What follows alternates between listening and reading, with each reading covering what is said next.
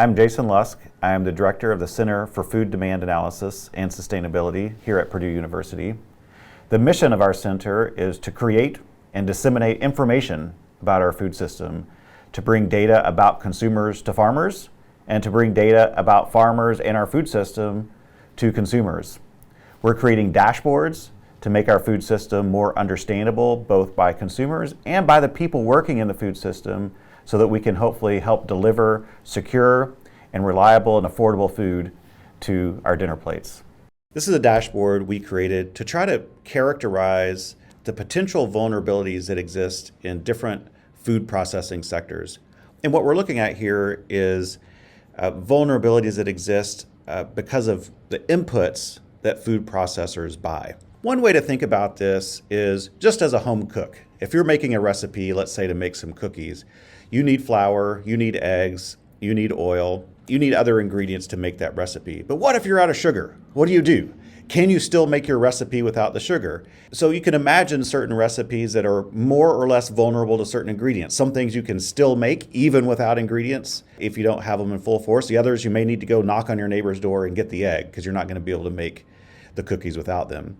So what we've tried to do is apply that concept in a more aggregate way to food sectors across the economy. Right now, I've clicked bakeries.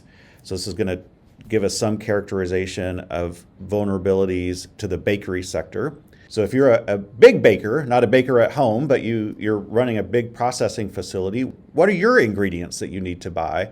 On the right-hand side of the screen, you can see the different ingredients that are needed to make the bakery sector work. The biggest one is grain and oilseed milling. Not surprising, this is basically flour and the oil that goes into all the bakery items, the bread, the muffins that we buy at the grocery store. About 22% of all the costs that go into the bakery sector across the entire United States come from grain and oilseed milling. What's the next biggest category? Management, people that are running the companies.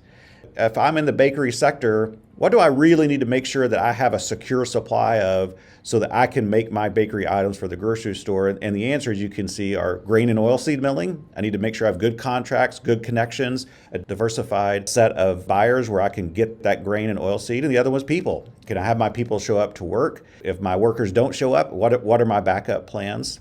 More broadly, we can see that if we look at other things, I mentioned labor before, but if we just look at beyond the management side, just labor workers, about 27% of all the cost comes in from the production workers, 27%. Across all the bakeries, across all the United States, they buy about $31 billion worth of inputs to produce all those bakery items that you and I get to enjoy at the grocery store.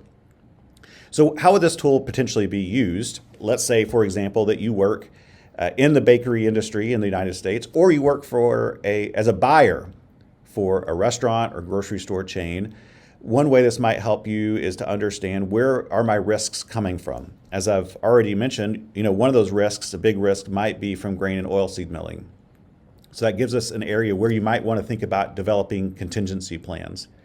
The map shows you the way different bakery sectors in different states stack up in terms of potential risks. We've characterized these risks with a diversity score.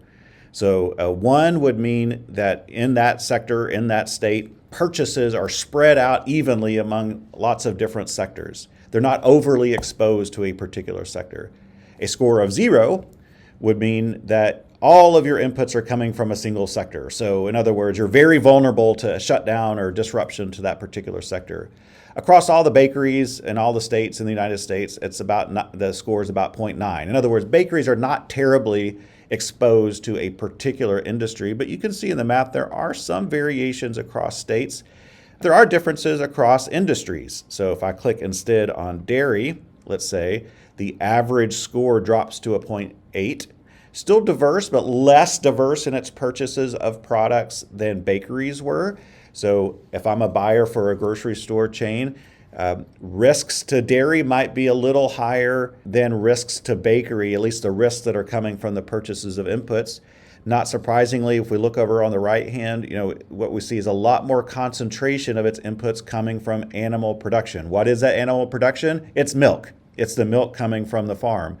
So again, thinking about those risks, if I'm in the dairy sector, I need to make sure that I have good connections with my suppliers. If one of my big suppliers shuts down, what am I going to do instead? What are my contingency plans?